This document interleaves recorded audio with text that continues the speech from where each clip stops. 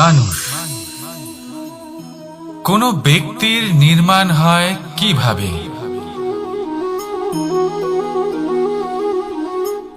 কেউ বলবেন পঞ্চতত্ত্বের দ্বারা, কেউ বলবেন আত্মা, দেহ ও চেতনার দ্বারা, কেউ বলবেন ঈশ্বরের কৃপার দ্বারা, তো কেউ বলবেন এই প্রকৃতির পরীক্ষার দ্বারা। না, মানুষের নির্মাণ হয়ে থাকে বিশ্বাস দ্বারা।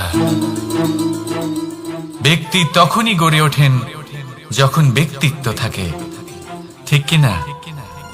আর ব্যক্তিত্ব তখনই হবে আর সেরকমই হবে যেরকম বিশ্বাস আপনি নিজের উপরে রাখবেন। যদি আপনি মনে করেন আপনি বিষের ন্যায় হবেন, তাহলে আপনি বিষাক্তই হবেন।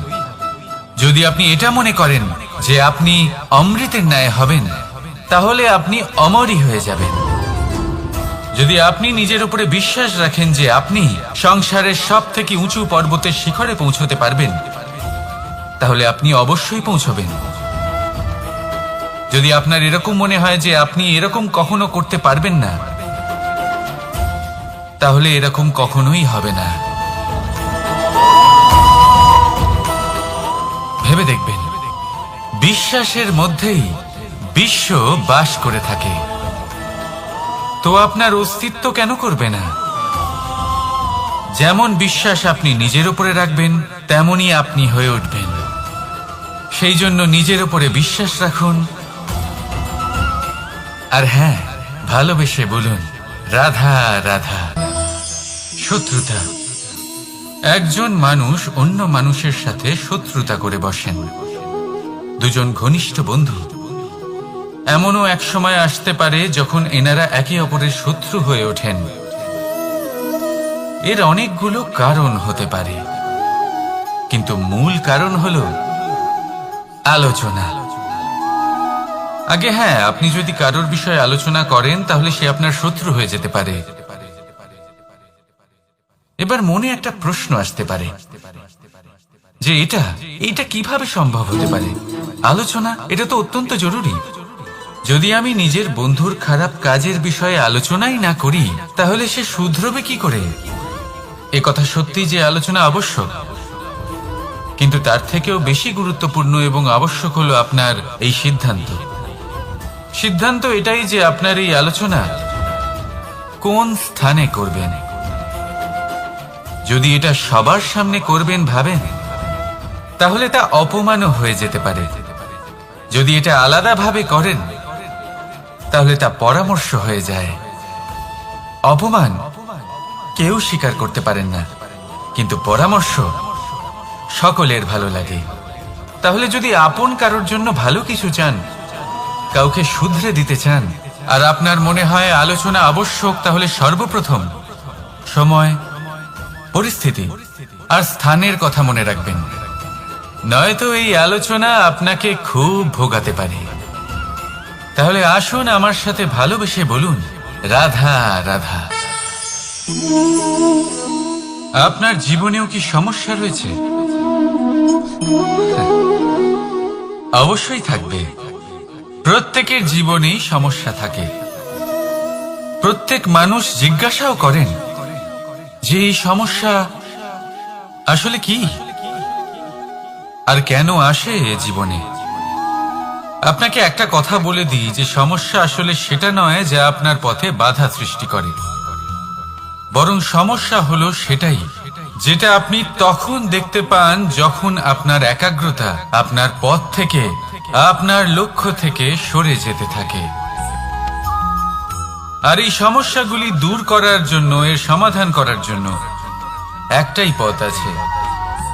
নিজের সমস্ত ভাবনা আরো একবার একাগ্র করুন নিজের পথের দিকে, নিজের লক্ষ্যের দিকে।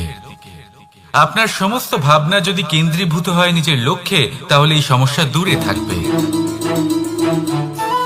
যদি এরকম না হয়, যদি আপনার মন একটু অন্যদিকে চলে যায়, তাহলে এই সমস্ত সমস্যা আবার সামনে চলে আসে আর বাড়তেও থাকে। দেখুন, যেখানে আপনার লক্ষ্য রয়েছে, বান যদি সেখানেই চালাতে হয়, তাহলে দৃষ্টি তো সেদিকেই রাখতে হবে। তবেই তো আপনি সেই লক্ষ্য ভেদ করতে পারবেন। সেই জন্য মনে রাখবেন, সর্বদা লক্ষ্য রাখবেন নিজের পথে, সেই পথেই সামনে এগোতে থাকুন নিজের লক্ষ্যের দিকে। আপনি যত সামনে এগোতে থাকবেন এই সমস্যা তত পিছিয়ে যাবে।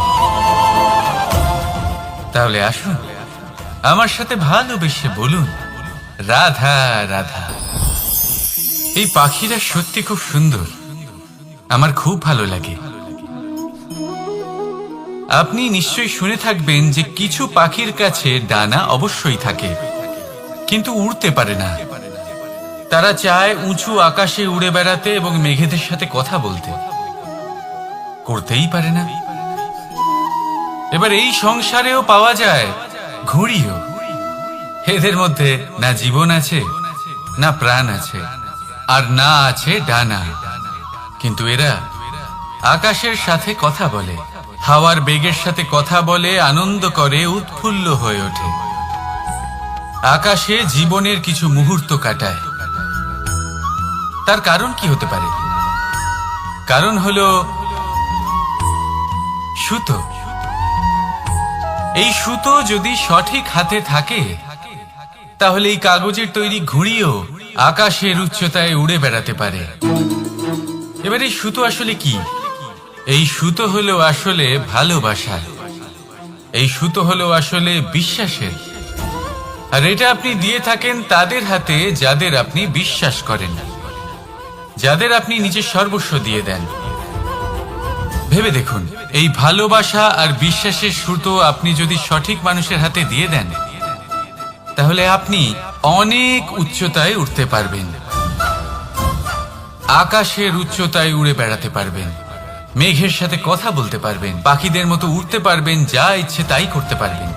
শুধু এই মানুষ সঠিক হতে হবে, এমন একজন মানুষ যার মনে আপনার জন্য ভালোবাসা রয়েছে, এমন এক মানুষ যার মনে কোনো স্বার্থ নেই, যিনি পরোপকারী, এমন একজন ব্যক্তি যিনি আপনার অস্তিত্বকে বাইরে নিয়ে আসতে পারবেন, তাকে উজ্জ্বল করে তুলবেন।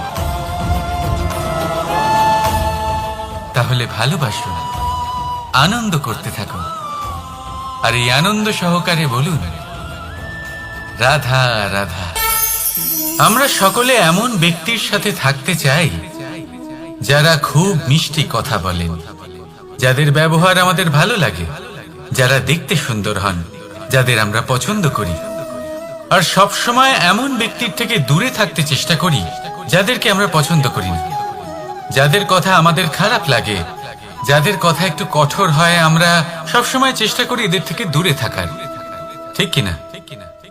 কিন্তু যদি বাস্তবটা দেখি তাহলে এই কঠোরতা জীবনে শান্তির প্রলেপ দেয়। ওষুধও একটু কড়াই হয়, কিন্তু এ কি করে? আমাদের সুস্থ করে তোলে।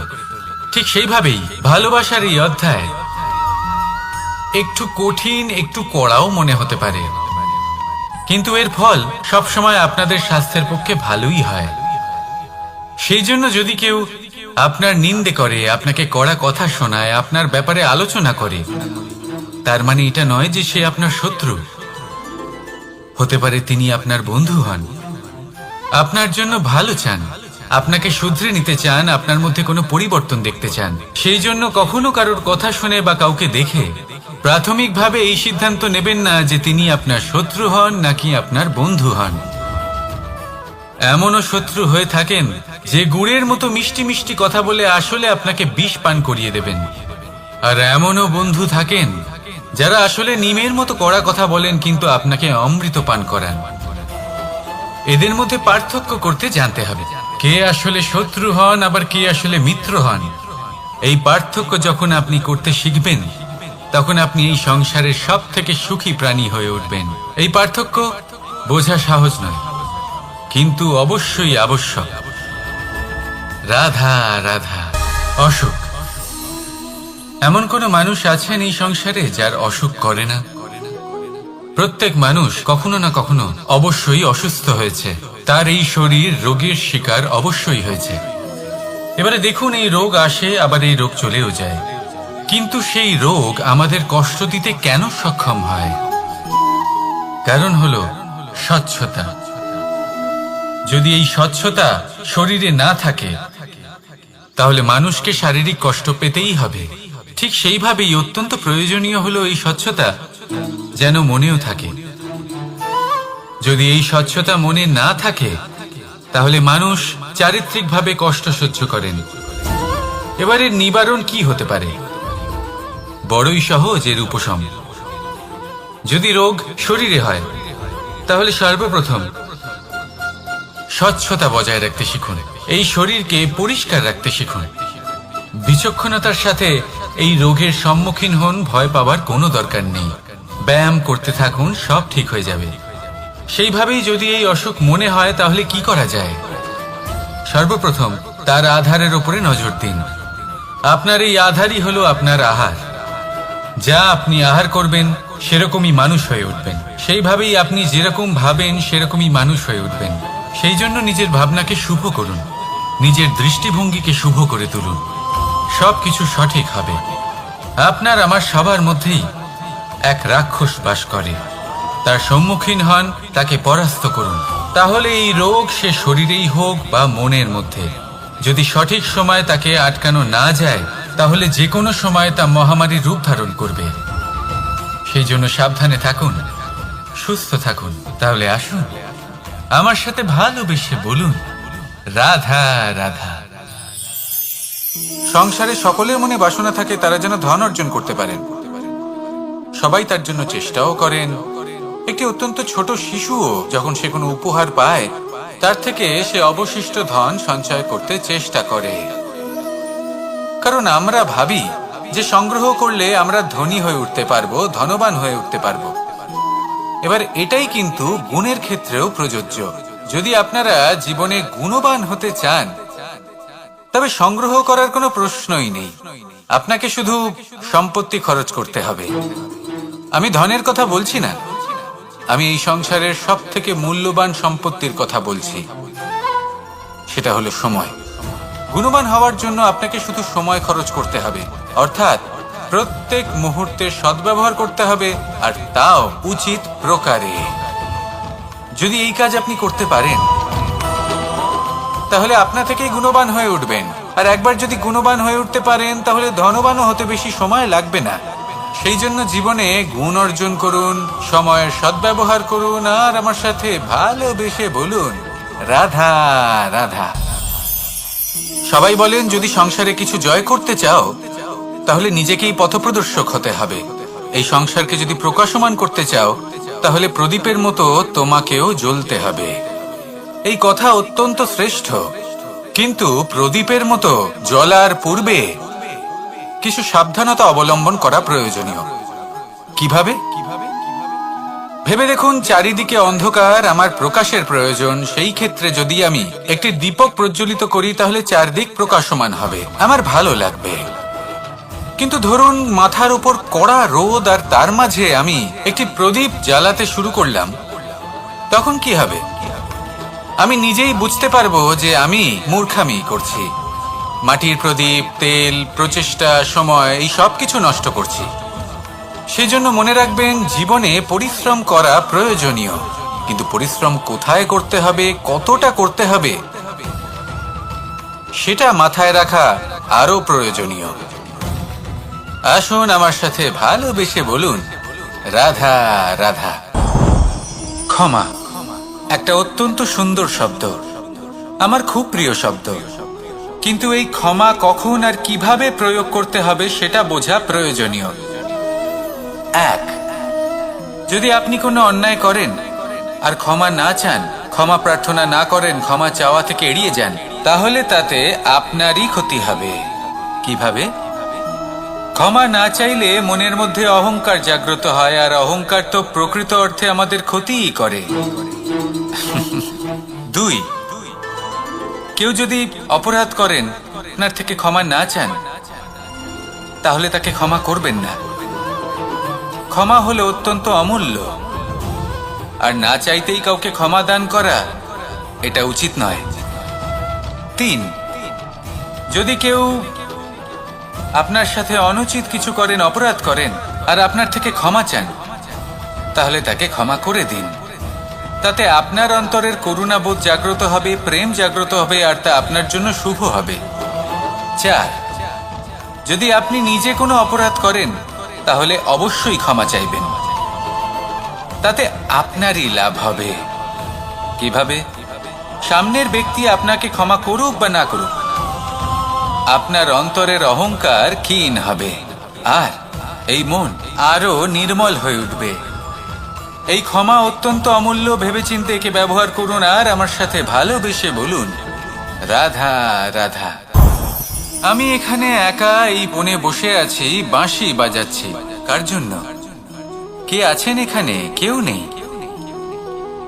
আমার প্রজা, আমার রাজ্য, আমার পরিবার আমার থেকে অনেক দূরে আছেন। আমি এখানে একা এই বনে বসে এই আকাশের এই রঙের, গাছের এই সব ফলের, মাটির সুবাসের আনন্দ উপভোগ করছি।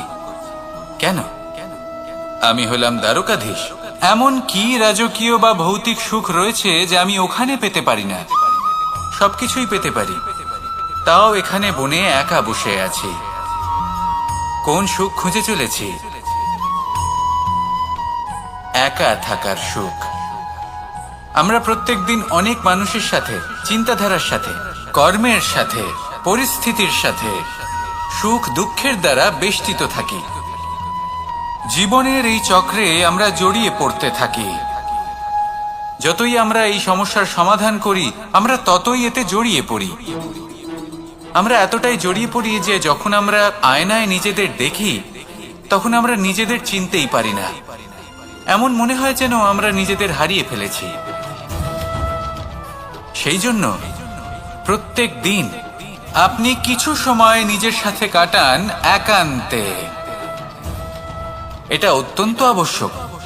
নিজের অস্তিত্বের গভীরে গিয়ে দেখতে শিখুন, নিজেকে বুঝুন। অদ্ভুত শান্তির অনুভূতি হবে। যেমন এই বায়ু, এই বৃক্ষ, এই পুষ্প, এই নিসর্গ, এদের মতো আপনিও কখনো একলা হতে শিখুন। কখনো নিসর্গের একটা অংশ হয়ে দেখুন।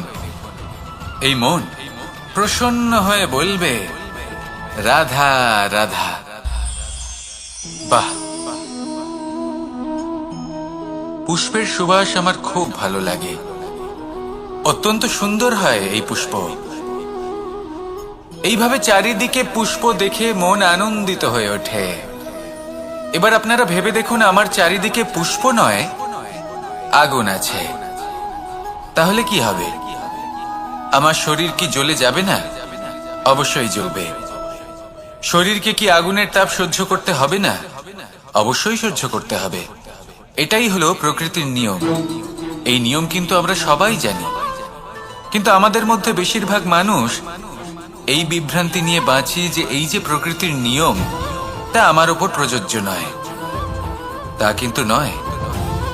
আমাদের চতুর্দিকে এই যে নিসর্গ রয়েছে, আমরা তার কতটা ক্ষতি করি সেটা একবার ভেবে দেখুন।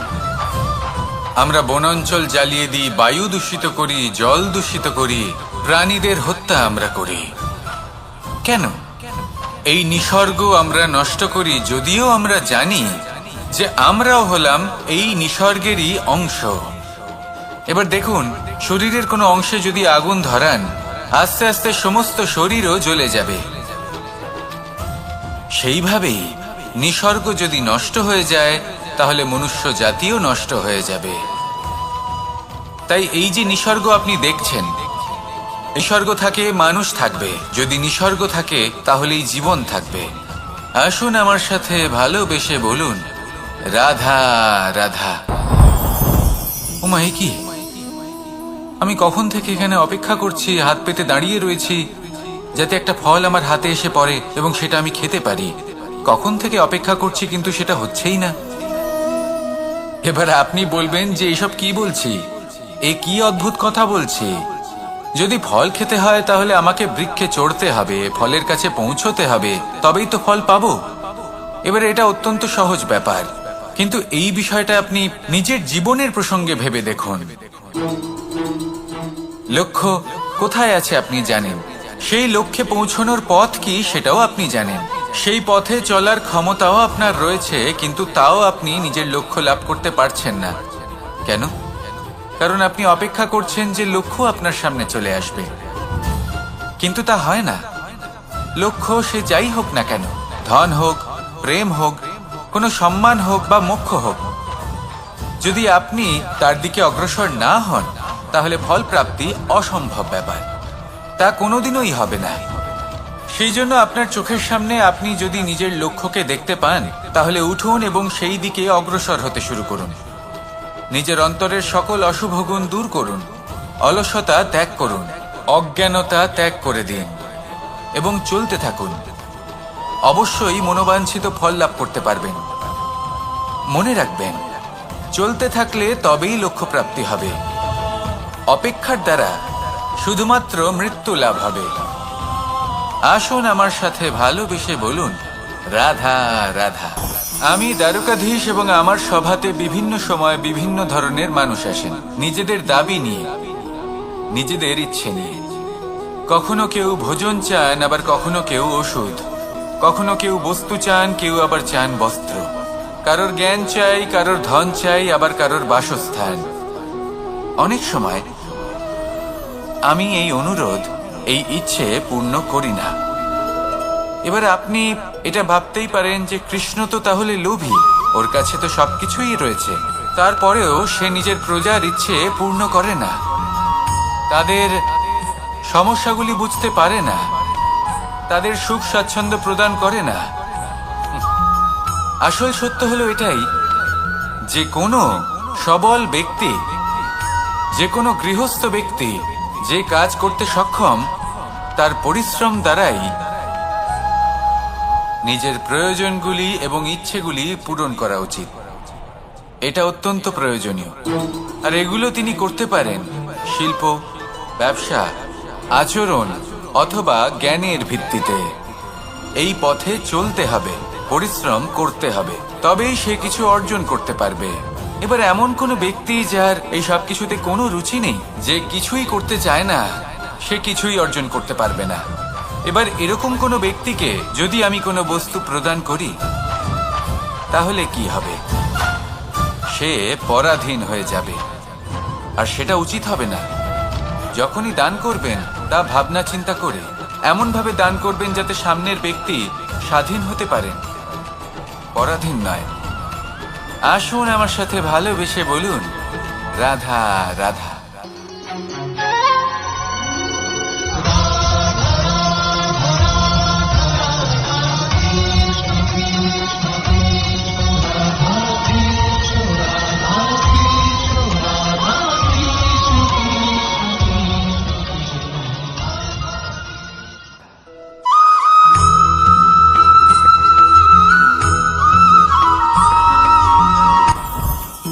জীবনে কিছু শেখা অত্যন্ত গুরুত্বপূর্ণ।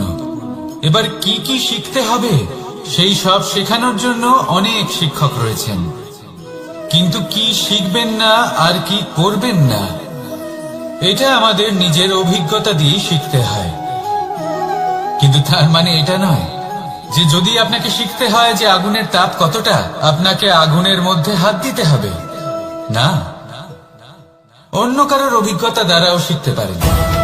প্রশ্ন শুধুমাত্র একটাই যে আপনি কি শিখতে চান নাকি চান না।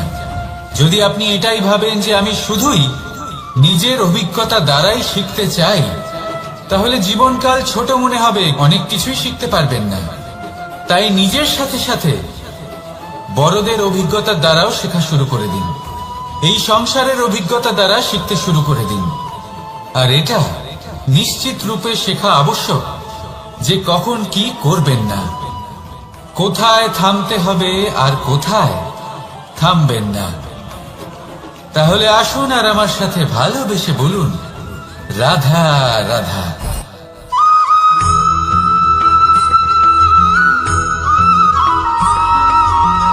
এই সংসারে সব থেকে বেশি কোমল বস্তু হলো রেশম। এই রেশম এতটাই কোমল হয় যে এর পুরো একটা থান শুধুমাত্র একটা হাতে ধরা সম্ভব। কখনো ভেবে দেখেছেন এই রেশম কিভাবে হয়? একটি কীট তার লালার দ্বারা উৎপন্ন হয়। এই কীট সেই রেশমকে পাক দিতে থাকে, পাক দিতেই থাকে আর আস্তে আস্তে তার মধ্যেই জড়িয়ে পড়ে। শেষে ওর এই সুন্দর অমূল্য সৃষ্টি রেশমের এই সুতো তার নির্মাণ কার্য পূর্ণ হয়, কিন্তু তাতেই ও নিজে বন্দী হয়ে যায়। নিজেরই মায়াজালের এই বন্দী গৃহে নিজেই ফেঁসে যায়। এবার এই সুতোকে ব্যবহারযোগ্য করে তোলার জন্য এই কীটগুলিকে এই কবচের সাথেই ফুটন্ত জলে ফেলে দেওয়া হয়। এই সংসারে যদি আমাদের স্বপ্ন এই সংসারের দুঃখ হরণ করার জন্য, এই সংসারে সুখ বিতরণ করার জন্য হয়, তবেই আমাদের প্রগতি সম্ভব। যদি আমাদের এই স্বপ্ন শুধুই আমাদের এবং আমাদের স্বার্থ সিদ্ধির জন্য হয়, তাহলে এই স্বপ্ন আমাদের অন্ধ করে দেবে, আমাদের অন্ধকারের পথে নিয়ে যাবে, আর আমরাও সেই কীটের মতো হয়ে যাব। নিজেদেরই মায়াজালে আমরা নিজেই ফেঁসে যাব, আর শেষে আমরা যদি কিছু লাভ করি তা হবে একাকিত্ব, অন্ধকারময় মৃত্যু। তাই স্বপ্ন অবশ্যই দেখুন, কিন্তু এমন ভাবে স্বপ্ন দেখবেন না যে তার এই বন্দিগৃহে আপনি নিজেই ফেঁসে গেলেন।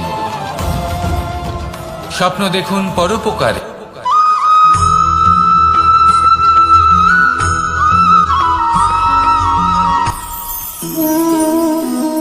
শক্তি এক অত্যন্ত বিচিত্র বস্তু, বা বলতে পারেন অনুভূতি। পিতা সবসময় চান যেন তিনি তার শক্তি পুত্রকে। আসুন আপনাকে সহজে বোঝাই। যদি আপনি সুপাত্র হন আর আপনাকে শক্তি দেওয়া হয়, তাহলে আপনি সেই শক্তির গুরুত্ব বুঝবেন, কোথায় সেই শক্তি প্রয়োগ করা উচিত সেটা বুঝবেন। আর এটা যেহেতু অর্জন করা শক্তি হবে, সেই শক্তির অপব্যবহার হবে না।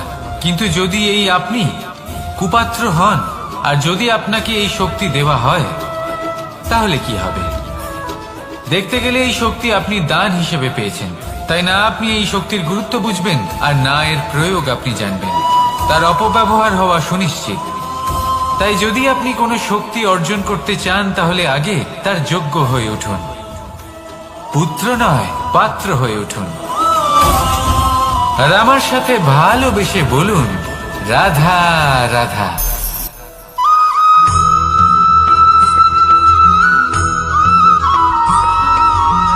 এই সংসারে প্রত্যেক মানুষ এটাই চান যে তিনি যেন ধনবান হন, আর্থিক অবস্থা তার ভালো থাকে, ওনার বাড়িতে লক্ষ্মীর আগমন হয়। কিন্তু সেটা হবে কি করে, সেটাই হলো প্রশ্ন। কেউ বলেন যে যদি পরিশ্রম করো তাহলে ধন অর্জন সম্ভব, কেউ বলেন যে যদি বিদ্যা লাভ হয় তবেই ধন অর্জন সম্ভব, কেউ বলেন যে যদি বলশালী হও তবেই সম্পন্ন থাকবে। ভালো কথা, যদি তাই হয়ে থাকে, তবে দিনমজুর সারা দিন পরিশ্রম করেন, তিনি কেন ধনী হন না? অনেকজন বিদ্বান মানুষ আছেন এই সংসারে, তারা কেন ধনবান হন না? অনেক সংখ্যক বলশালী ব্যক্তি আছেন, তাদের কাছে ধন নেই কেন? তাদের কেন ধনের অভাব হয়? আবার এমনও কিছু মানুষ আছেন যারা পরিশ্রম করেন, তারা দিনমজুর, কিন্তু তারা ধন অর্জন করতে পারেন।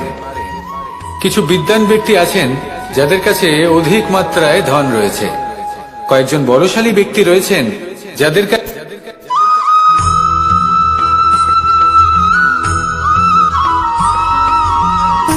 সুখ, দুঃখ এবং শক্তি, এই তিন হলো এই সংসারের ত্রিদেবের মতো। আমাদের জীবনে যা কিছু ঘটছে এই তিনটির ভিত্তির উপরেই হচ্ছে। আসলে এই সংসারের একটা নিয়ম আছে, যখনই আপনি কিছু লাভ করেন, এই সংসার আপনার পরীক্ষা নেয়। এটা জানার জন্য আপনার পরীক্ষা নেয় যে আপনি যা কিছুই লাভ করেছেন, আপনি কি আদৌ সেটার যোগ্য কিনা। ঠিক সেইভাবেই এই সুখ, দুঃখ এবং শক্তি আপনার পরীক্ষা নিয়ে থাকে। যখন সুখ আসে তখন সে আপনার পরীক্ষা নেয় যে আপনার মধ্যে অহংবোধ জাগ্রত হয়নি তো। যদি অহংবোধ চলে আসে তাহলে সুখ সেখানেই সঙ্গ ত্যাগ করে।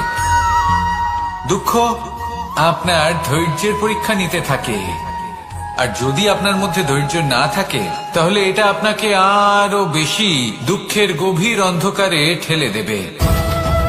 সেখানে শক্তি পরীক্ষা নেয় আপনার বিনম্রতার। যদি আপনি বিনম্র না হন তাহলে হয় এই শক্তি আপনার সঙ্গ ত্যাগ করবে, নয় এই শক্তি বিনম্রতার অভাবে আপনার পতনের কারণ হতে পারে। এই সংসারে যে কোনো ব্যক্তি যিনি এই পরীক্ষায় উত্তীর্ণ হয়ে থাকেন, এই জীবনে তিনি সাফল্য লাভ করেন। আসুন আমার সাথে ভালোবেসে বলুন, রাধা রাধা।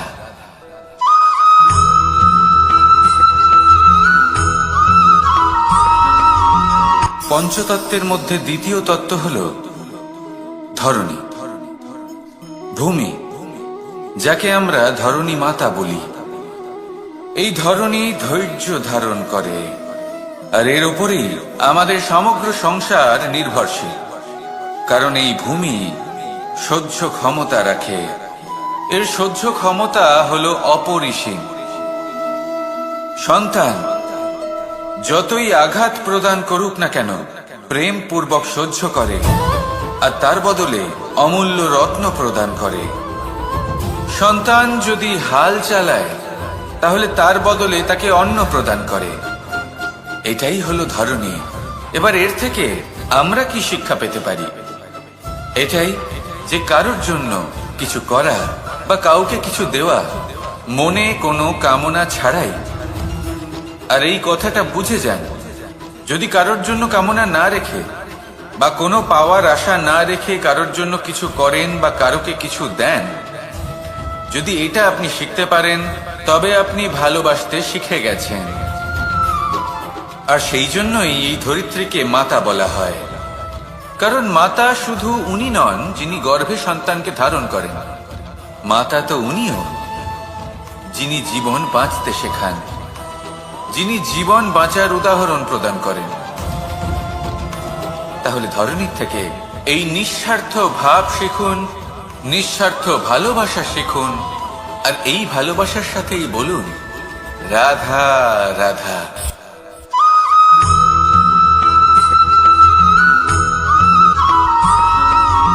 মানুষ জন্মগ্রহণ করে, তার সাথে ভয়েরও জন্ম হয়। ছোটবেলা থেকেই আমাদের মনে কোনো না কোনো প্রকারের ভয় থেকেই যায়। কেউ এই বিষয়ে ভয় পায় যে তার কোনো বস্তু তার থেকে দূরে চলে যাবে, কেউ এই বিষয়ে ভয় পায় যে আমি নিজেকে হারিয়ে ফেলব, কেউ এই ভেবে ভয় পায় যে আমার প্রিয়জনেরা তারা যেন আমার থেকে দূরে না চলে যায়, কেউ এই ভেবে ভয় পায় যে আমরা যেন পথ না হারিয়ে ফেলি, আদি ইত্যাদি। কিন্তু সত্যি কথা বলতে ভেবে দেখুন, এই ভয় বাস্তবে কি? শুধুই একটা মনস্থিতি, আর কিছুই নয়। যা কিছু আপনি জীবনে পেয়েছেন তা একদিন আপনাকে হারাতে হবে। এই জীবন হলো আপনারই, কিন্তু তাও একদিন সমাপ্ত হবে। তাই ভয় পেয়ে কি লাভ? এই ভয় শুধু আপনাকে জীবন যাপন করা থেকে বাধা দিচ্ছে, আর কিচ্ছু নয়। পথ হারিয়ে ফেললেই বুঝতে পারবেন যে নতুন পথ কিভাবে বানাতে হয়। কিছু মানুষকে জীবন থেকে হারালে তবেই আপনি বুঝবেন যে আপনার আপনজনকে। এই ভয়ের কারণে ভীত হয়ে থাকবেন না। এই তারা নক্ষত্র অন্ধকারের অভাবে গুরুত্ব হারায়। শিবকেও মহাদেব হওয়ার জন্য বিষপান করতে হয়েছিল। প্রত্যেক পরিস্থিতি, প্রত্যেক সাফল্য আপনার পরীক্ষা নেবে, তাতে উত্তীর্ণ হওয়া হলো আপনার কর্ম। যখনই আপনি ভয় পাবেন বা সংকটের সম্মুখীন হবেন, তখন সাহসের সাথে তার সম্মুখীন হন। মনে রাখবেন, যে সম্মুখীন হতে জানে, সাফল্য তার সাথে সবসময় থাকে। আসুন আর আমার সাথে ভালোবেসে বলুন, রাধা রাধা।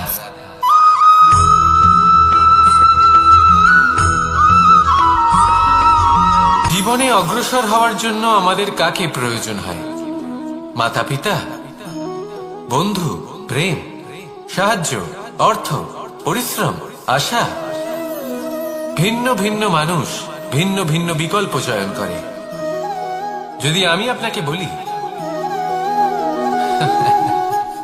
তাহলে জয় আর পরাজয়ের মন্ত্র দুটো শব্দের উপর নির্ভর করে, মেনে নেওয়া আর দৃঢ় হওয়া। যদি মেনে নেন তাহলে হেরে যাবেন, যদি দৃঢ় হন তাহলে নিশ্চিত রূপে জয়ী হবেন। যদি কখনো আপনি ক্লান্ত হয়ে ওঠেন, আপনি দুঃখী হন, পুরোপুরি ভেঙে পড়েছেন, তখন মেনে নেবেন না যে আপনি ভেঙে পড়েছেন, নয়তো হেরে যাবেন। তখন উল্টে স্থির করবেন যে যাই হয়ে যাক না কেন আমি জয়ী হবই। আর আপনি দেখবেন যে জয় নিশ্চিত রূপে আপনার কাছেই আসবে। তাহলে এই কথা মনে রাখবেন আর আমার সাথে ভালোবেসে বলবেন, রাধা রাধা।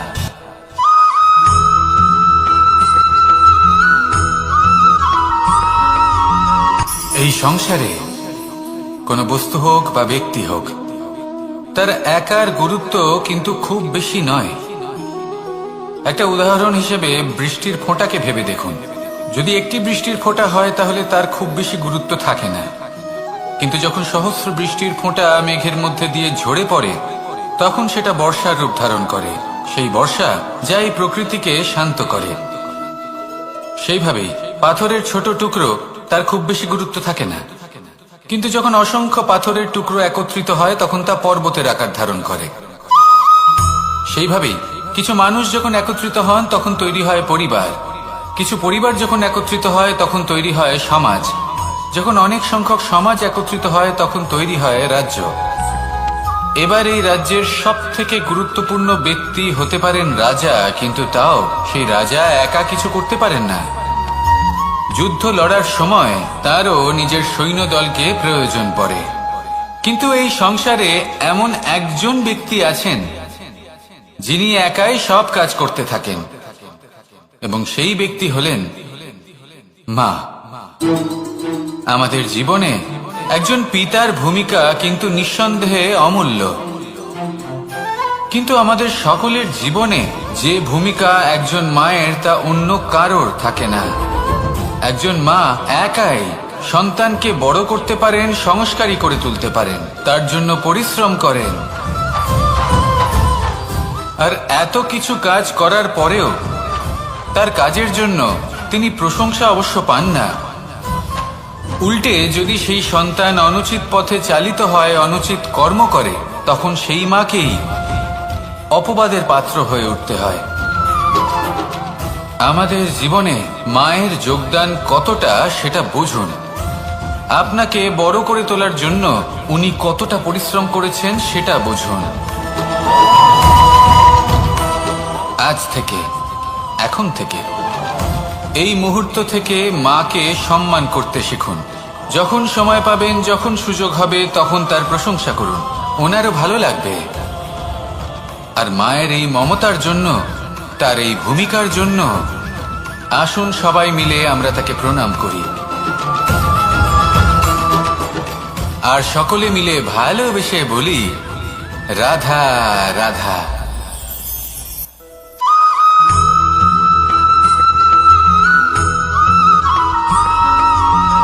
এই সংসারের সব থেকে গুরুত্বপূর্ণ তত্ত্ব কোনটা?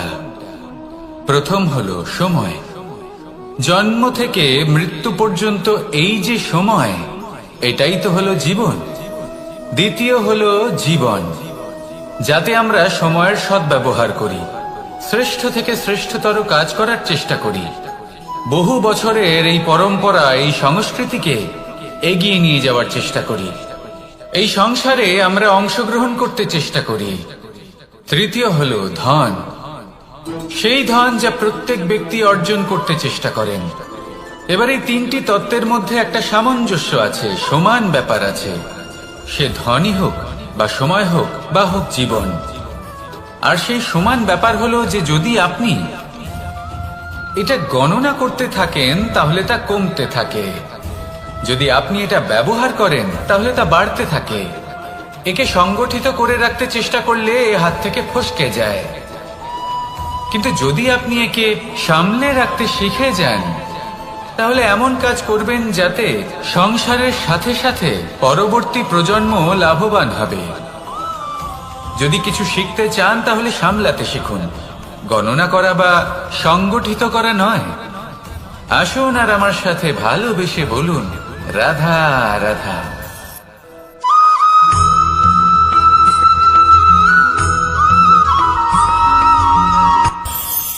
এই সংসারে আমরা প্রকাশ কোথা থেকে পাই? এর উত্তর বড়ই সরল। ভোরে যখন সূর্যোদয় হয় তখন প্রকাশের কিরণ আমাদের ঘরে এসে পৌঁছয়। এইভাবেই আমরা প্রকাশ লাভ করি। এবার এই প্রকাশের আলোতেই আমরা সারাদিনের কাজ সম্পন্ন করি।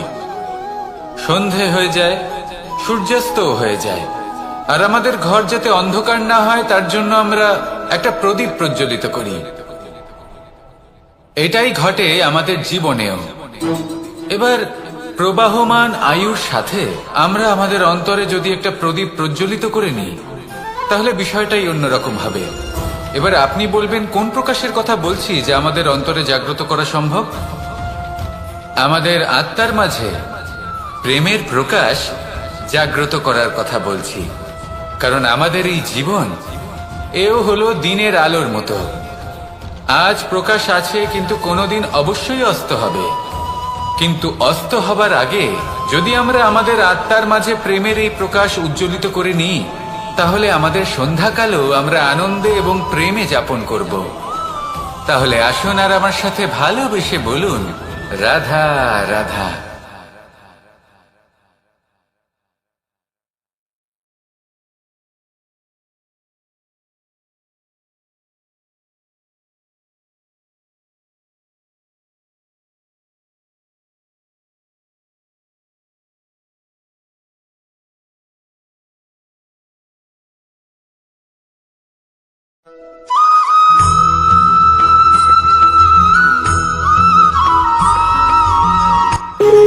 যখন মানুষের মৃত্যু হয় তখন কি হয়? অনেক সংখ্যক মানুষ শোক পালন করতে চলে আসেন। যে ব্যক্তি মৃত্যু লাভ করেছেন তার অনেক বস্তু থাকে যেগুলো তার প্রিয়, যেগুলো তিনি ব্যবহার করেছেন। তার শয্যা, তার বস্ত্র, তার আভূষণ সবকিছু তার থেকে বিচ্ছিন্ন করা হয় এবং খালি হাতে তাকে শ্মশানের উদ্দেশ্যে রওনা করা হয়। আমি আপনাকে এই প্রশ্ন করতে চাই, আপনি এই সংসারে কি অর্জন করেছেন? ধন সম্পত্তি, বস্ত্র, আভূষণ, এই সবকিছু যে আপনি অর্জন করেছেন, আপনার মৃত্যুর পরে তা আপনার থেকে দূর হয়ে যাবে। এর উত্তর হলো একটাই, আপনার কর্ম। শুধু সেটাই আছে যা একান্ত আপনার, আর শুধু সেটাই এই সংসার থেকে চলে যাওয়ার পরেও সংসারে জীবিত থাকবে। যদি আপনি দুষ্কর্ম করেন, তাহলে এই সংসার আপনাকে একটি অনুচিত উদাহরণ হিসেবে মনে রাখবে যে এই ব্যক্তি খুব পাপী ছিল, অনুচিত কর্ম করতেন। যে পথে তিনি চলেছেন সেই পথে কারোর চলা উচিত নয়। সেখানেই যদি আপনি সৎকর্ম করেন, তাহলে সংসার চিরকাল এটাই বলবে যে খুব ভালো মানুষ ছিলেন, সবাইকে ভালোবাসতেন, সবাইকে সাহায্য করতেন, আমার খুব প্রিয় মানুষ ছিলেন। এটাই হলো শ্রেষ্ঠ কর্ম। সেই জন্য জীবনে শুধুমাত্র ধন সম্পত্তি, আভূষণ এই সব অর্জন করতে গিয়ে নিজের মনোনিবেশ করবেন না। শ্রেষ্ঠ কর্ম করুন। সংসার থেকে চলে যাওয়ার পরেও এই কর্মই এই সংসারে আপনাকে জীবিত রাখবে। আসুন আমার সাথে ভালোবেসে বলুন, রাধা রাধা।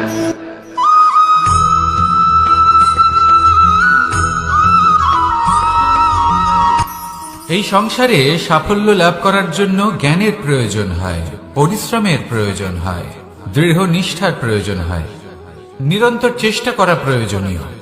কিন্তু আরো কিছু আছে যা অত্যন্ত প্রয়োজনীয় এবং গুরুত্বপূর্ণ। তা হলো ভালো বন্ধু।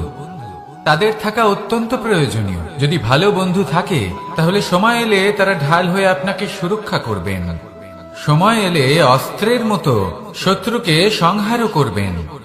যদি তিনি জ্ঞানী হন, তাদের মধ্যে সদ্গুণ থাকে, তাহলে এই সব গুণ আপনার মধ্যেও প্রবেশ করবে। তাহলে সাফল্যের জন্য ভালো বন্ধু পাওয়া অত্যন্ত প্রয়োজনীয়। কিন্তু শুধু বন্ধু কেন, ভালো শত্রুও থাকা প্রয়োজনীয়। এবার আপনি ভাববেন, এ আমি কি বললাম? যদি আপনার জীবনেও ভালো অর্থাৎ শক্তিশালী শত্রু থাকে, তাহলে আপনিও শক্তিশালী হতে থাকবেন। এই শত্রু আপনাকে প্রেরিত করবে আরো বেশি শক্তিশালী হয়ে ওঠার। কখনো কোনো হরিণকে দেখুন, তীব্র গতিতে দৌড়তে থাকে। কেন তীব্র গতিতে দৌড়য়? এই কারণে নয় যে কোথাও তার জন্য মধুর ঘাস অপেক্ষা করে রয়েছে, না। সে এই কারণে তীব্র গতিতে দৌড়য় কারণ সেটা না করলে তার পেছনে একটি সিংহ আছে যে ওকে নিজের ভোজন করে ফেলবে।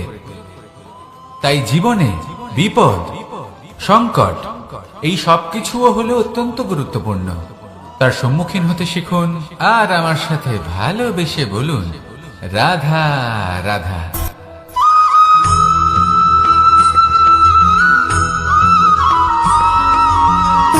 সুখ, দুঃখ এবং শক্তি, এই তিন হলো এই সংসারের ত্রিদেবের মতো। আমাদের জীবনে যা কিছু ঘটছে এই তিনটির ভিত্তির উপরেই হচ্ছে। আসলে এই সংসারের একটা নিয়ম আছে, যখনই আপনি কিছু লাভ করেন এই সংসার আপনার পরীক্ষা নেয়। এটা জানার জন্য আপনার পরীক্ষা নেয় যে আপনি যা কিছুই লাভ করেছেন আপনি কি আদৌ সেটার যোগ্য কিনা। ঠিক সেইভাবেই এই সুখ, দুঃখ এবং শক্তি আপনার পরীক্ষা নিয়ে থাকে।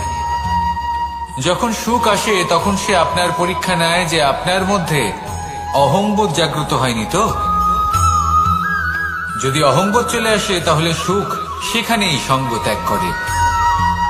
দুঃখ আপনার ধৈর্যের পরীক্ষা নিতে থাকে, আর যদি আপনার মধ্যে ধৈর্য না থাকে তাহলে এটা আপনাকে আরো বেশি দুঃখের গভীর অন্ধকারে ঠেলে দেবে। সেখানে শক্তি পরীক্ষা নেয় আপনার বিনম্রতার। যদি আপনি বিনম্র না হন তাহলে হয় এই শক্তি আপনার সঙ্গ ত্যাগ করবে, নয় এই শক্তি বিনম্রতার অভাবে আপনার পতনের কারণ হতে পারে। এই সংসারে যে কোনো ব্যক্তি যিনি এই পরীক্ষায় উত্তীর্ণ হয়ে থাকেন এই জীবনে তিনি সাফল্য লাভ করেন। আসুন আমার সাথে ভালোবেসে বলুন, রাধা রাধা।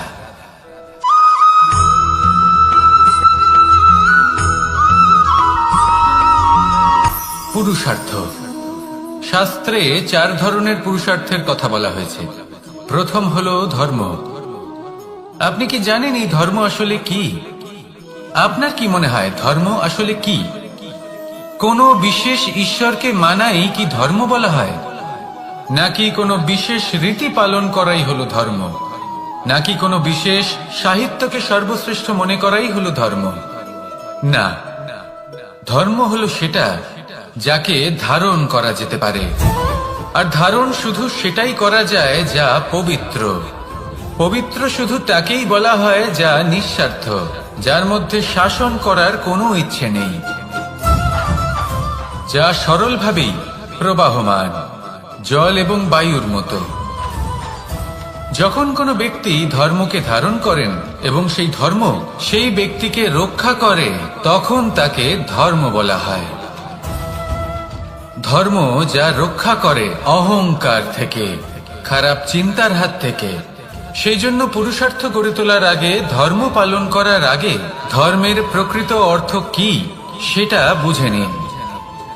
এটা জেনে রাখুন যে সমস্ত ধর্মের আধার, সমস্ত ধর্মের ভিত শুধুমাত্র ভালোবাসা। আসুন আর এই ভালোবাসার সাথেই বলুন, রাধা রাধা।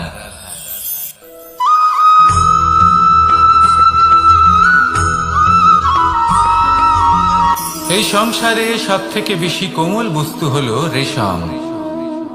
এই রেশম এতটাই কোমল হয় যে এর পুরো একটা থান শুধুমাত্র একটা হাতে ধরা সম্ভব। কখনো ভেবে দেখেছেন এই রেশম কিভাবে হয়? একটি কীট তার লালার দ্বারা উৎপন্ন হয়। এই কীট সেই রেশমকে পাক দিতে থাকে, পাক দিতেই থাকে, আর আস্তে আস্তে তার মধ্যেই জড়িয়ে পড়ে। শেষে ওর এই সুন্দর অমূল্য সৃষ্টি রেশমের এই সুতো তার নির্মাণ কার্য পূর্ণ হয়, কিন্তু তাতেই ও নিজে বন্দী হয়ে যায়।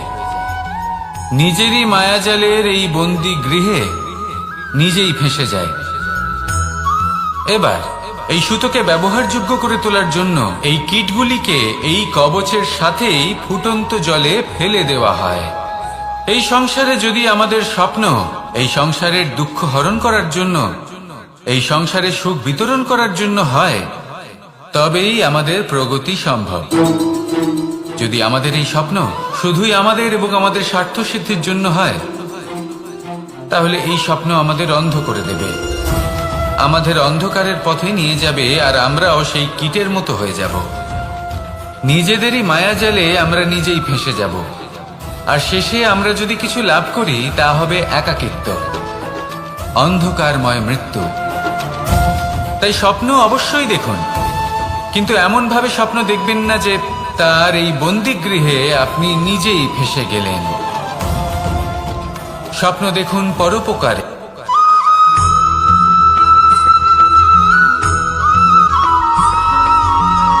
কেউ বলে জীবন খুব ক্ষণস্থায়ী, কেউ বলে জীবন হলো একটা সুন্দর স্বপ্নের মতো, আবার কেউ বলবে জীবন হলো এক কঠোর সত্য। কিন্তু জীবন আসলে কি? জীবন হলো আপনারই প্রতিবিম্ব, একটা দর্পণ। অর্থাৎ আপনি জীবনকে সেইভাবেই পাবেন যেরকম আপনি নিজেকে প্রতিপন্ন করবেন। যদি আপনি দর্পণের দিকে তাকিয়ে হাসেন, তাহলে আপনি সামনে হাসি মুখী দেখতে পাবেন। এবার যদি আপনি গম্ভীর হয়ে থাকেন, তাহলে আপনি একজন রুষ্ট ব্যক্তি দেখতে পাবেন। শেষে সবথেকে বেশি গুরুত্বপূর্ণ হলো আপনার চেষ্টা। আপনাকে সবসময় চেষ্টা করতে হবে যাতে আপনি নিজেকে প্রসন্ন এবং ইতিবাচক মনোভাবে রাখেন। এটা হলো আপনারই উত্তরদায়িত্ব, তাকে পালন করুন। এই মনকে প্রসন্ন রাখুন, এই সংসারকে সুন্দর বলে মনে হবে। আর এই মন প্রসন্ন হয়ে বলবে, রাধা রাধা।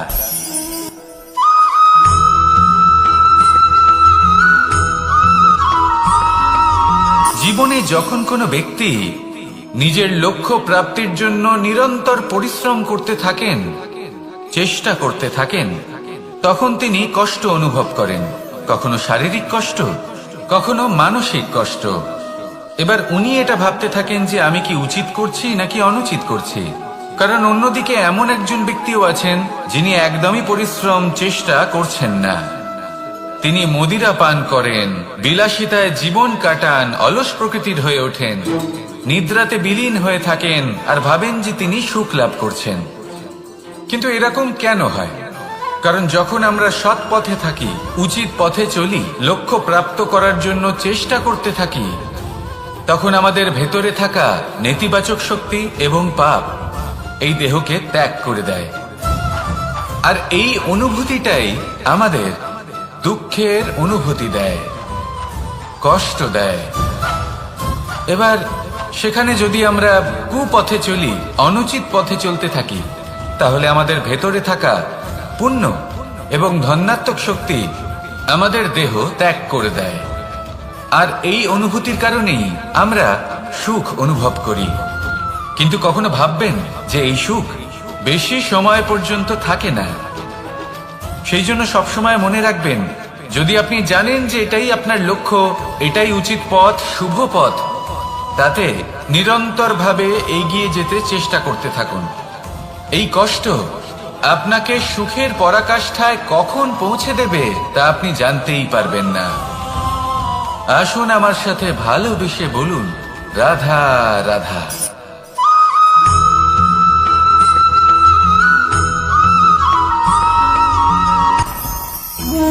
ভোজন। এবার ভোজন সংগ্রহ করার জন্য মানুষ কি না করেন, সবসময় চেষ্টা করতে থাকেন। ফসল উৎপাদনের জন্য অনেক পরিশ্রম করতে থাকেন, কিন্তু অনেক সময় অনেক পরিশ্রম করার পরেও ফসল ভালো উৎপাদন হয় না। এর কারণ কি? কারণ হলো এটাই যে আপনি পরিশ্রম হয়তো অনেক করেছেন, কিন্তু আপনার নজর তো সেই বীজের দিকে ছিলই না যা আপনি রোপণ করেছেন। সেই জন্য সব সময় কোনো বীজ রোপণ করার আগে তাকে পরখ করে দেখুন, তা অত্যন্ত আবশ্যক। আর সেইভাবেই যখনই কোনো কর্মের প্রশ্ন আসে, তাহলে সেখানে শুধুমাত্র পরিশ্রম যথেষ্ট নয়। সেই কাজের প্রতি আপনার কর্তব্য কি, আপনার উদ্দেশ্য কি, সেটা জানা হলো অত্যন্ত গুরুত্বপূর্ণ।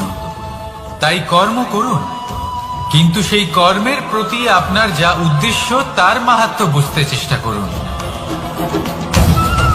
তাহলে আসুন আমার সাথে ভালোবেসে বলুন, রাধা রাধা।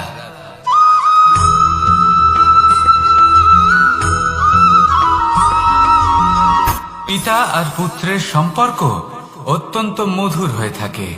পিতা স্বপ্ন দেখেন, তাকে পূর্ণ করার সকল সম্ভাব্য চেষ্টা করেন, কিন্তু তাও অনেক সময় ওনার স্বপ্ন অপূর্ণ থেকে যায়।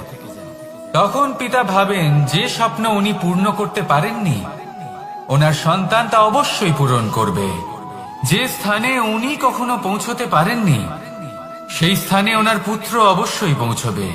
পিতা নিজের সন্তানের ভবিষ্যৎ নিয়ে সেই স্বপ্ন দেখেন, আর যখন সেই সন্তান সামনে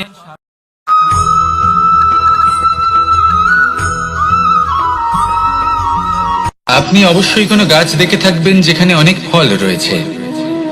সেই গাছের ডালগুলি নিজে থেকেই নত হয়ে যায়। কেন? যাতে মানুষ, প্রাণী, এরা সকলে যাতে সেই ফল খুব সহজে গ্রহণ করতে পারেন। এটাই হলো প্রকৃতির শিক্ষা, এটাই হলো প্রকৃতির নিয়ম। মানুষেরও কিছুটা এরকমই হওয়া উচিত। যদি আপনি সাফল্যের চরম সীমায় পৌঁছে যান, অনেক বেশি ধন অর্জন করে ফেলেন, তখন মনে রাখবেন যে আপনি যেন অহংকারী না হয়ে পড়েন। বিনম্র থাকতে হবে। সেই ধনকে ব্যবহার করতে হবে উচিত কাজের জন্য। সেই ধনের দ্বারা সমাজের মঙ্গল করা উচিত। সকল মানুষকে সাহায্য করা উচিত যাদের ধনের অভাব আছে। যদি ধনী হওয়া সত্ত্বেও আপনি ধনের সদ্ব্যবহার এই সমাজের মঙ্গলের জন্য, তার ভালোর জন্য না করেন, যদি আপনি ধন দান না করেন, তাহলে এই ধন অহংকার রূপী বিষে পরিণত হয়ে আপনাকেই নাশ করবে। তাই ফলে ভরা গাছের মতো নত হয়ে থাকুন, বিনম্র হয়ে থাকুন। কখনো কখনো এমন সময় আসবে যখন আমাদের আপনজনের থেকে সাহায্য চাইতে হয়। আমরা সাহায্য চাই আর তারা সাহায্য করেও দেন, আমাদের সংকট থেকে মুক্তও করে দেন। কিন্তু যখন এই সময় বদলে যায়, যখন সুখের সময় আমাদের জীবনে আসে, তখন আমাদের মনে একটা অহংবোধ জেগে ওঠে। মনে হয় উপকার আবার কি, সেই ব্যক্তি সাহায্য করেছিলেন তাতে কি, উনি তো নিজের কর্তব্য পালন করছিলেন। সেই ব্যক্তি আমাদের ধন দিয়েছিলেন যখন প্রয়োজন ছিল, তো আমরা সেই ধন তো ফিরিয়ে দিয়েছি, উপকার কিসের? এই ভাবনা অনুচিত। যদি কোনো ব্যক্তি আপনাকে সাহায্য করে থাকে যখন কেউ করেনি, যখন আপনার সব থেকে বেশি প্রয়োজন ছিল, সেই সাহায্য অমূল্য, আর সেটা উপকারী বটে। যদি কেউ উপকার করেন, তাহলে বিনম্র চিত্তে ভালোবেসে আজীবন তার উপকারের প্রতি কৃতজ্ঞ থাকুন। কারণ সত্যি কথা বলতে এই সংসারে উপকার করার মতো ব্যক্তি খুব কম রয়েছেন, আর উপকারের কথা মনে রাখেন এমন কৃতজ্ঞ ব্যক্তি আরো কম। সেই জন্য জীবনে কৃতজ্ঞ থাকুন, আর আমার সাথে ভালোবেসে বলুন রাধা রাধা। এবার ধরুন আমাকে দ্বারকা থেকে হস্তিনাপুর যেতে হবে, আর পথে আমি প্রত্যেকটা এমন স্থানে দাঁড়াচ্ছি যেখানে আমার মন আপ্লুত করার মতো কোনো দৃশ্য দেখতে পাচ্ছি, বা কোনো ব্যক্তিকে দেখতে পাচ্ছি, বা কোনো প্রসঙ্গ দেখতে পাচ্ছি, বা কোনো নাটক দেখতে পাচ্ছি। তাহলে কি আমি কখনো হস্তিনাপুরে উচিত সময়ে পৌঁছতে পারবো? কখনোই নয়। মানুষকেও ঠিক এই কথাটাই মাথায় রাখতে হবে। মানুষ মনের মধ্যে একটা লক্ষ্য স্থির করেন, সেই পথে অগ্রসর হয়ে পড়েন। এবার সেই পথে এগোতে এগোতে অনেক মানুষজন, অনেক ঘটনা, অনেক সমস্যা চলে আসে, যার ফলে তার মন বিচলিত হয়ে পড়ে। যদি মন বিচলিত হয়ে যায়, তাহলে লক্ষ্যের প্রতি কিভাবে একাগ্রচিত্ত হবেন? সেই জন্য অত্যন্ত আবশ্যক যে আপনি সময়ের সদ্ব্যবহার করুন সেই পথে চলার জন্য। সেই পথে সামনে এগোতে থাকুন, চোখ থাকবে শুধু লক্ষ্যের দিকে। যখনই আপনি বুঝবেন যে আপনি লক্ষ্যভ্রষ্ট হচ্ছেন, আবার সেই পথে নিজেকে টেনে আনুন। ঠিক এইভাবেই এগোতে থাকুন, সাফল্যের শিখরে গিয়ে পৌঁছুন, আর সেখানে গিয়ে আনন্দের সাথে উচ্চ স্বরে বলুন রাধা রাধা। এগুলো হলো নিম পাতা। যদি এগুলো চেখে দেখেন, তাহলে মুখ বিকৃত হবে। এগুলো কি তেতো খেতে, হে নারায়ণ! এর থেকে বেশি তিক্ত সংসারে আর কিছুই হতে পারে না।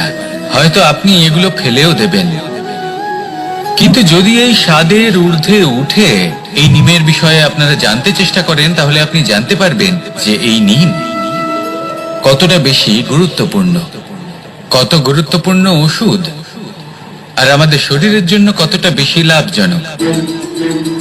এই নিম, এর মধ্যে অনেক রোগের উপশম নিহিত রয়েছে। এবার জীবনে আমরা বিভিন্ন মানুষের সাথে পরিচিত হই, নেত্র দ্বারা তাদের দেখি, কিন্তু তাদের আমরা খুব একটা পছন্দ করি না। সেক্ষেত্রে আমাদের কি করা উচিত? অন্তর মন দিয়ে তাদের দেখা উচিত। ওনাদের রূপ রং নয়, ওনাদের ব্যবহার, ওনাদের গুণাবলী দেখা উচিত। কারণ হতে পারে ঠিক যেমন নিম পাতা বাস্তবে খুব তেতো কিন্তু আমাদের শরীরের পক্ষে লাভজনক, সেইভাবেই এইসব মানুষ যাদের দেখলে আমাদের ভালো লাগে না, যাদের রূপ রং আমাদের পছন্দ হয় না, হয়তো সেই মানুষগুলোই আমাদের জীবনকে পূর্ণরূপে পাল্টে দিতে পারেন। হতে পারে তাদের মধ্যে এমন ক্ষমতা রয়েছে, আমাদের সুখ, শান্তি, প্রেরণা প্রদান করতে পারেন, আমাদের দুঃখ হরণ করতে পারেন, আমাদের পথ দেখাতে পারেন। সেই জন্য যখনই কোনো ব্যক্তিকে দেখবেন, চর্মচক্ষু নয় অন্তর্মন দিয়ে দেখবেন, রূপ রং নয় গুণাবলী দেখবেন, মানুষকে আরো ভালোভাবে বুঝতে পারবেন। আর এই মন প্রসন্ন হয়ে বলবে, রাধা। আমি দ্বারকাধীশ এবং আমার সভাতে বিভিন্ন সময় বিভিন্ন ধরনের মানুষ আসেন, নিজেদের দাবি নিয়ে, নিজেদের ইচ্ছে নিয়ে। কখনো কেউ ভোজন চান, আবার কখনো কেউ ওষুধ, কখনো কেউ বস্তু চান, কেউ আবার চান বস্ত্র, কারোর জ্ঞান চাই, কারোর ধন চাই, আবার কারোর বাসস্থান। অনেক সময় আমি এই অনুরোধ, এই ইচ্ছে পূর্ণ করি না। এবার আপনি এটা ভাবতেই পারেন যে কৃষ্ণ তো তাহলে লোভী, ওর কাছে তো সবকিছুই রয়েছে, তারপরেও সে নিজের প্রজার ইচ্ছে পূর্ণ করে না, তাদের সমস্যাগুলি বুঝতে পারে না, তাদের সুখ স্বাচ্ছন্দ্য প্রদান করে না। আসল সত্য হলো এটাই যে কোনো সবল ব্যক্তি, যে কোনো গৃহস্থ ব্যক্তি যে কাজ করতে সক্ষম, তার পরিশ্রম দ্বারাই নিজের প্রয়োজনগুলি এবং ইচ্ছেগুলি পূরণ করা উচিত। এটা অত্যন্ত প্রয়োজনীয়। আর এগুলো তিনি করতে পারেন শিল্প, ব্যবসা, আচরণ অথবা জ্ঞানের ভিত্তিতে। এই পথে চলতে হবে, পরিশ্রম করতে হবে, তবেই সে কিছু অর্জন করতে পারবে। এবার এমন কোন ব্যক্তি যার এই সব কিছুতে কোনো রুচি নেই, যে কিছুই করতে চায় না, সে কিছুই অর্জন করতে পারবে না। এবার এরকম কোনো ব্যক্তিকে যদি আমি কোনো বস্তু প্রদান করি, তাহলে কি হবে? সে পরাধীন হয়ে যাবে, আর সেটা উচিত হবে না। তাহলে কি করা উচিত? তাকে পথ দেখানো, তাকে বোঝাতে হবে যে কোন পথে চলে তুমি নিজের লক্ষ্য প্রাপ্ত করতে পারবে। শিল্প, জ্ঞান, আচরণ এবং ব্যবসা, এই পথে কিভাবে চলে সেটা শেখাতে হবে। আর আমি সেটাই করি। তার ফলে কি হয়? ব্যক্তি স্বাধীন হয়ে যায়। সংসারে সে যা চাইবে তাই প্রাপ্ত করতে পারবে, কখনো কারোর থেকে কিছু চাইবার প্রয়োজন পড়বেই না। এই কথাটা সবসময় মনে রাখবেন। যখনই দান করবেন তা ভাবনা চিন্তা করে এমন ভাবে দান করবেন যাতে সামনের ব্যক্তি স্বাধীন হতে পারেন, পরাধীন নয়। আসুন আমার সাথে ভালোবেসে বলুন, রাধা রাধা।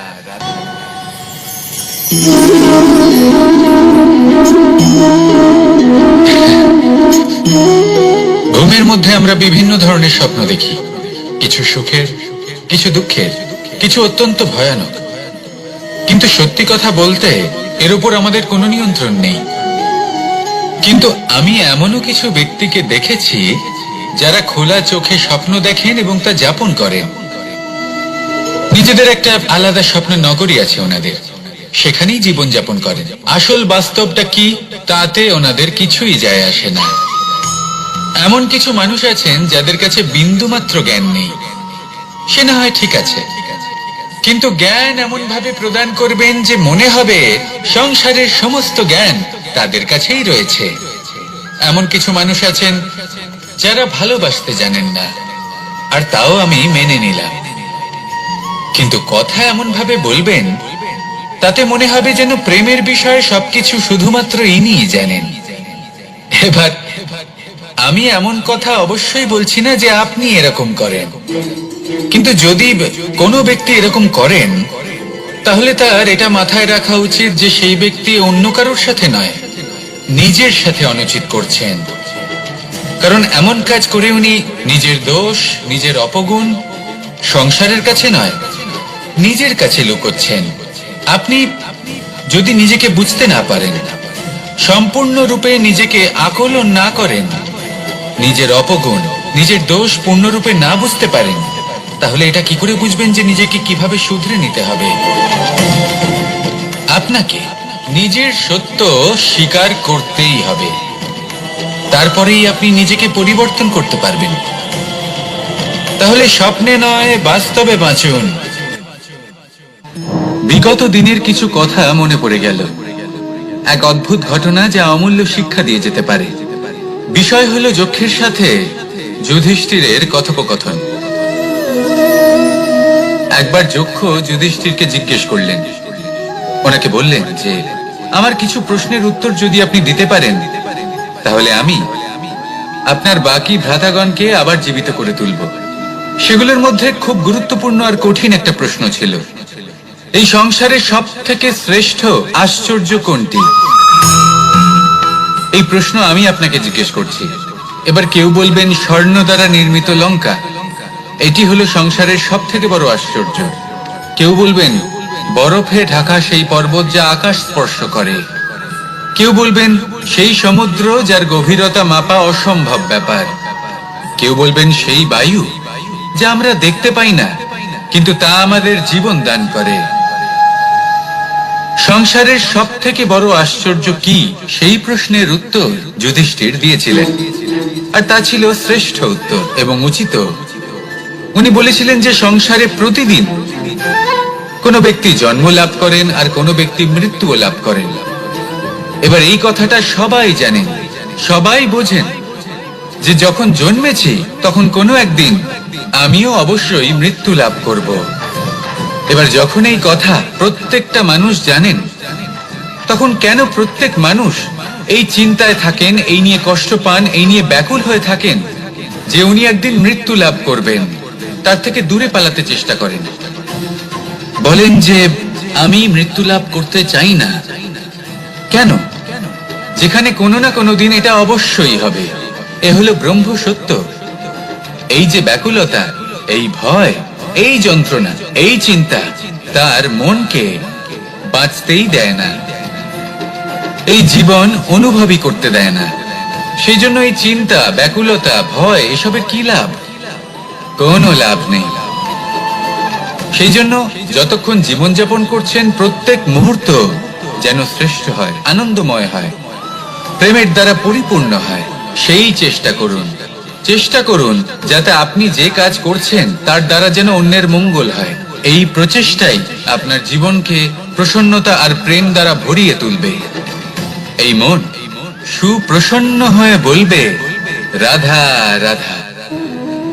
এবার যদি আপনাকে জিজ্ঞেস করা হয় যে সব থেকে বেশি শক্তির অনুভব কোথা থেকে করা সম্ভব, তখন কেউ কেউ বলবেন পুষ্টিকর আহার গ্রহণ করলে, ব্যায়াম করলে। কেউ বলবেন ধন লাভ করলে, বন্ধুদের থেকে, পরিবারের থেকে, আদি ইত্যাদি। এইভাবে আপনি শক্তির অনুভব অবশ্যই করতে পারেন, কিন্তু সব থেকে বেশি শক্তির অনুভব যদি আপনি করতে চান, তাহলে তা পাবেন শুধু একতার দ্বারা, সংগঠনের দ্বারা।